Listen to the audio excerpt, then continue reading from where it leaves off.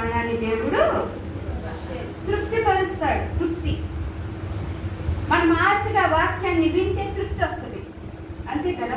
మనకి ఇష్టమైన ఈ శరీరంలో మనకు కావాల్సిన మన జిహ్వకు మధురమైనది ఆహారం తినాలని ఎంతో ఆశపడతాం.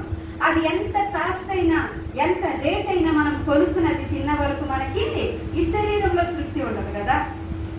మరి ఆత్మీయ ఆహారం కావాలంటే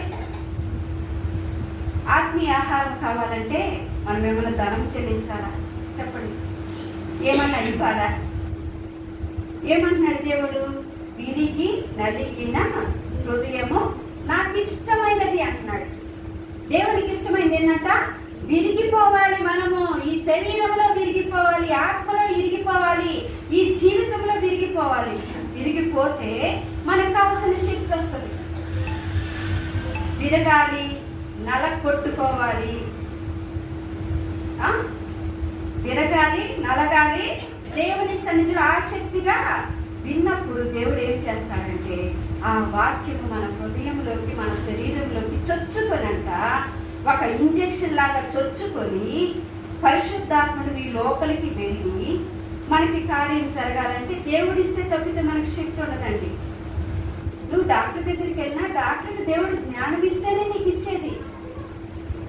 నీకు ఒక మందు ఇవ్వాలన్నా ఏం చేయాలన్నా తనకి దేవుడిచ్చిన జ్ఞానముతోనే డాక్టర్ ఈ లోకంలో జీవిస్తా ఉన్నాడు. డాక్టర్ ఏమంటాడో తెలుసా? డాక్టర్ దగ్గరికి వెళ్ళినప్పుడు ఆయన చదివిన చదువంతా మన పైన ప్రయోగం చేస్తాడు.